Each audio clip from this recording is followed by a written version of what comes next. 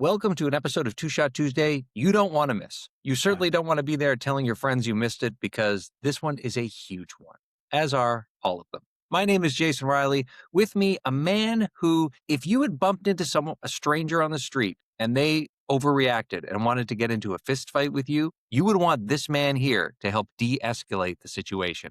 Barry T. Nixon. Thank you very much. That's what I'm known for, is taking the air out of a situation. You Deflate it, bring it back to zero. It's perfect. What might you say if we kind of bumped on the street and somebody turned around and was like, you got a problem?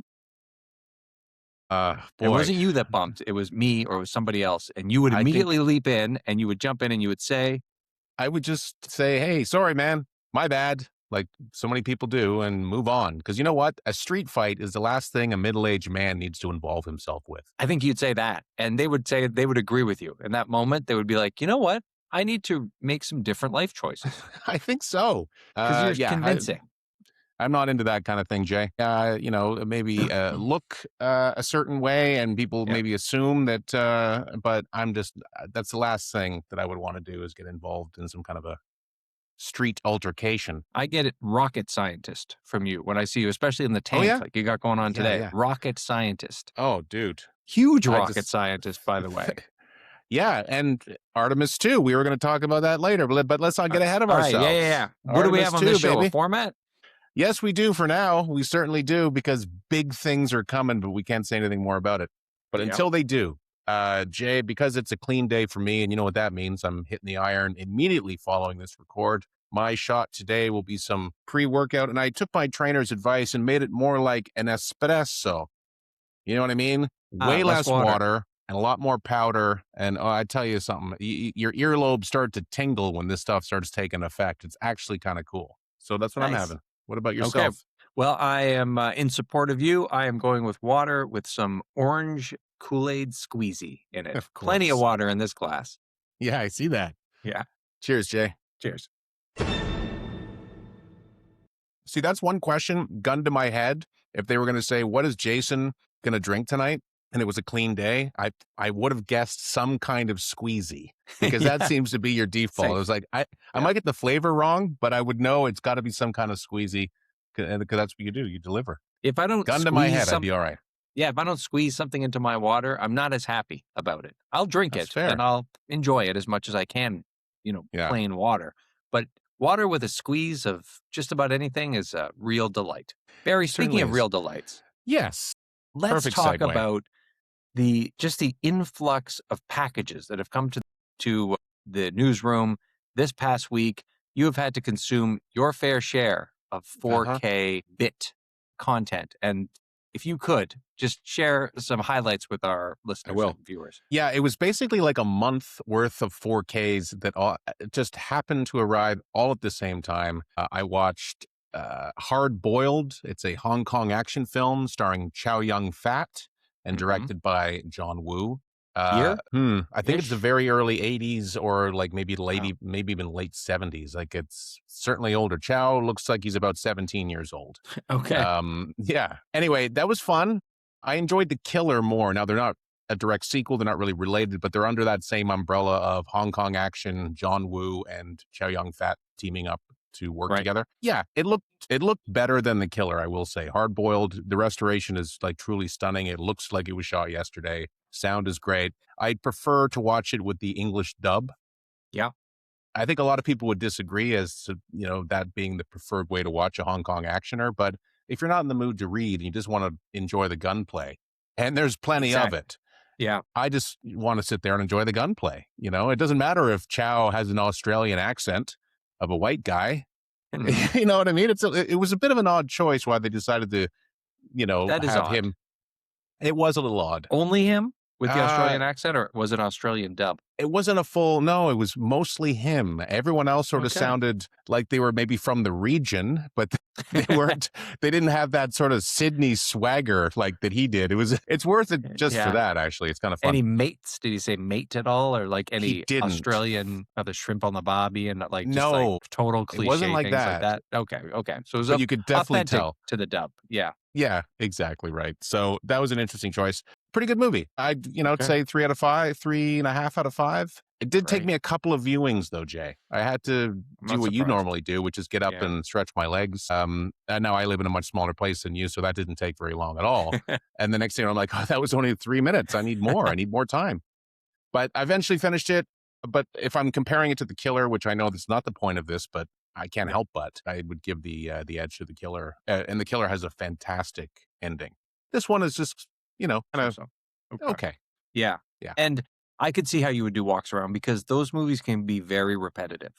Like they tend to Yeah. go over the same kind of lot of, the kicking and the this and the that. Like they get into a lot of Yeah. fights. That's the whole point of them. They're cool fights, but I could see needing a bit more of a break than they give you with some of the dialogue. Yeah. But one thing is like the Hong Kong actioners are not like they're not kung fu movies. There is fighting, but it's mostly guns and shooting. Yeah. That's the hook That's of true. these movies. Yeah. It's mostly gunplay. There is some like hand to hand, but not nearly as much as say a Jackie Chan film, Right. which is Okay. pretty much all that. Okay, now you were so excited about Red Sonja. And so Boy. like I can't even begin. I'm imagining you're gonna just heap nothing but pure gold back on me I and wish I just say could. the love of it. So Red Sonja, let's do a quick review of that. It's like it definitely earned its 2 out of 5 on Blu-ray.com for the Yeah. review. It looks fantastic. Let's just get that out of the way. But the rest of it, it is one of the toughest slogs. I thought people were exaggerating. It can't be that bad. It's got Arnold in it. But Arnold is very underused, even though it's his name right under Red Sonja. And then it says after introducing Brigitte Nielsen, it's her first screen appearance. But Arnold is underused. And the fact that he's not playing Conan, he's playing some other guy. Also, because I think it was a rights issue. They didn't have the rights to use the Conan character. I think So you're he's right. basically Conan, but his name is now like, Doug Smith or something stupid. It was like, what's going on here? It's supposed to be Conan. Yeah. The acting is atrocious. The story is just nonsensical. And it doesn't, like, some of the scenes are so painful to watch. Like, it's excruciating. However, it looked great. Yeah. I Okay. keep coming back to that. That's the Yeah. only saving grace for this movie. You have to, like every particle of sand, every boulder, Yep. I'm sure styrofoam Every boulders and practical everything. effect, you can Yeah. tell. There's Yeah. a scene where they're fighting this like metal dragon monster in a very obvious set that was like half filled with water. And Arnold's like, the only way to kill this thing is we got to get its eyes. You got to pry its eyes out. So they pry the eyes out and it starts thrashing around. And that's the end. And then they're able to climb to safety. Well, but every time he that knows. Arnold was like wrestling with this thing, you could just hear like the sound of metal just being clunked around. It just sounded like somebody was throwing cans around in a room. Oh. It was just like, what is happening here? Yeah. So anyway, there are, of course, as you know, a lot of 80s movies, it does feature some boobs. So that was nice. Key. But Yeah. again, too few boobs to save this movie, Jay, I'm afraid. Too few. Okay. And this Yeah. came out after the second Conan the Destroyer, I believe, right? I'm not sure exactly where it's All right. where it nestles between those movies, but I'll tell you, they should have just stopped. This should have been just killed in utero. I'm sorry. It Okay. didn't need to be made. It was Right. it's so painful. This would take you the rest of this year to get through. I think Literally. so. I think I you could do tried- it in 2-minute increments. That's it. Yeah. You're like, oh my God. Yeah. It's painful. We tried watching it years ago and it was on a streaming service or something. We didn't even make it through. We just Yeah. abandoned it. It's Yeah. really not that good. And I just because the other, the female version, Supergirl, was also a movie of that ilk where it was just not Right. good. Like you want to enjoy it and it's just not.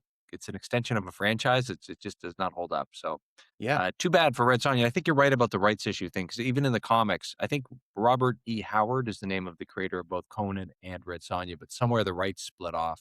They used to Oh, appear in man. Marvel Comics together, and now they're owned by different companies, and yeah, it's a whole thing. Yeah. Okay, well there you go. Shall we get to shot number 2? Was there any more 4K, or do you want to do Yeah, shot there's number 2 2? more we can Oh, touch there's two. on. Let me There's still settle 2 on more. in. Should we Like do I a said, shot to get us through? I think we might need to. I think we need to after the Red Sonja review. By the way, I'm still keeping it. It looks great on my shelf. I showed you the course. artwork. It's got all this non-disc swag that Arrow is known for. It's got the booklet that I can't read without glasses. It's got the fold-out poster. It's even got stickers, Jay. I like but- that.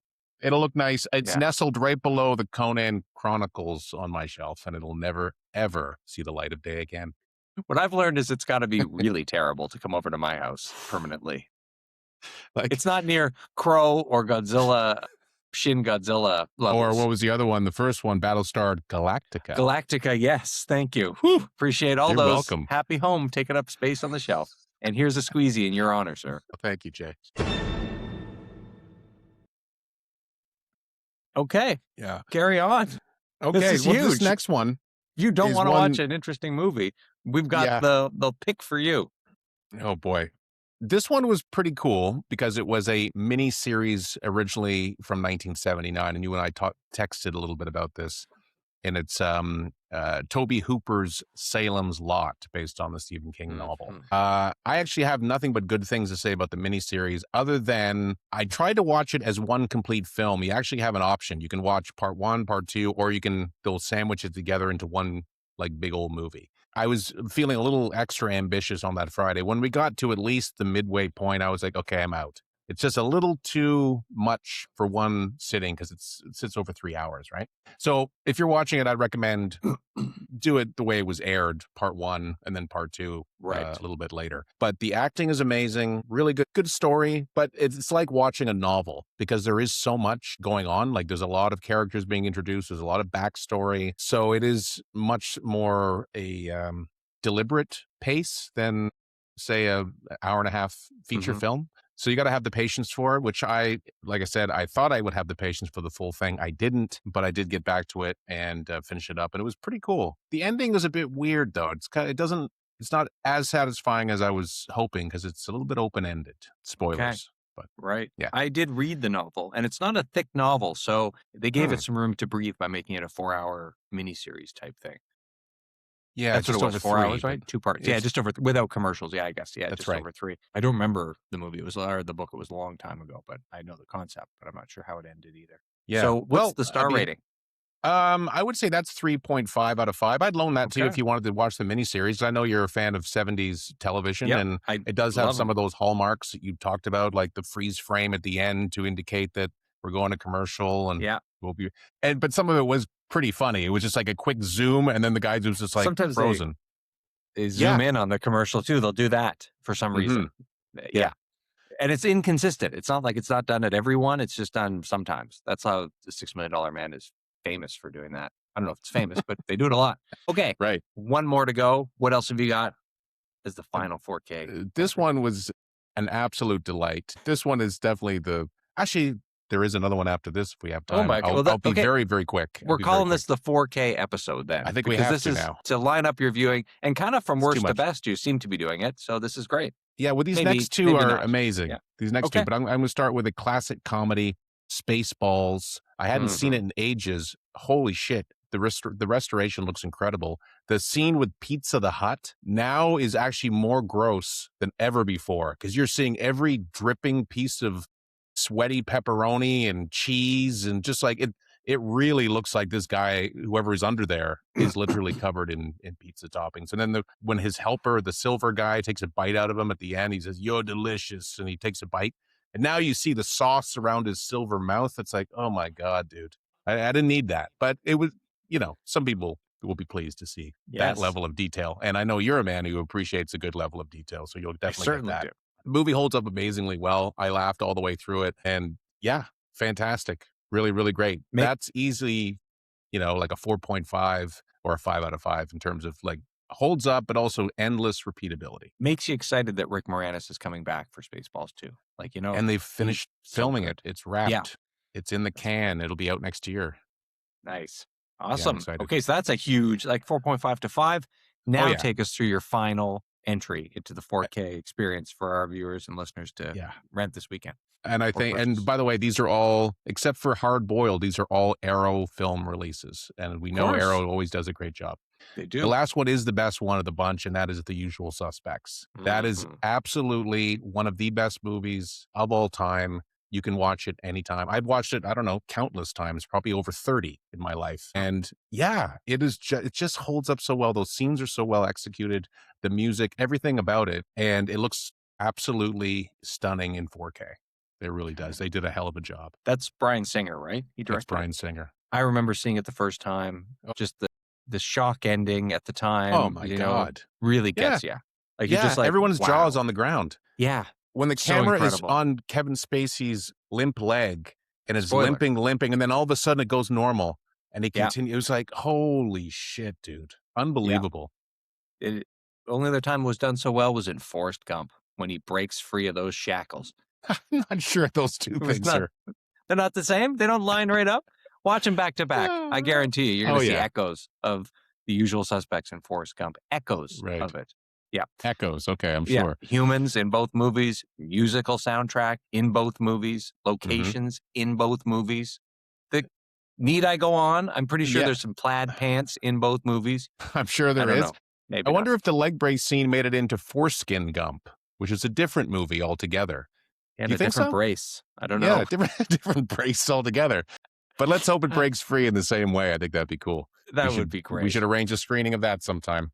I can't think of a better way to end than with the mention of the elusive foreskin. Okay, take us out. Okay, that's great. That's 4K Corner, everybody. Thanks for sitting through it all. Every one of the movies I mentioned is worth a look. I don't know if they're worth a buy. Yeah. Certainly not Red Sonja. Please avoid that one unless you are just foolish like me and got caught up in nostalgia and were happy to spend $40. And the first one, what would you buy that? The Chow Yun Fat? Hard boiled, I did buy that, and I am happy with my purchase. But would you recommend it be purchased? I guess it depends. If you've, I don't know. Tough question. I'm not sure if I'd recommend, unless you are really into Hong Kong action. But like I said, The Killer, that is one you should definitely own because it just has it's got a better story and a much more satisfying ending and a nice little twist as well, which is kind of cool. Okay, great. Yeah, so that's what I would say. But the other ones, Usual Suspects, Spaceballs, you got to get those in your collection. If you don't already have them, what are we doing here? You know what I mean, Jay? Exactly. I'm telling you. Exactly. Yeah. All right, and Salem's Lot. Salem's Lot. If you're a 70s miniseries fan like you are, Jay. All right. Well, thank you, Barry, for bringing the goods on 4K, on an exclusive 4K Corner episode. It's lots. Check it out. And we will see you back here next week when we've got all kinds of great things to talk about. You know we do. We'll miss you for the next week. Have a great one. You too.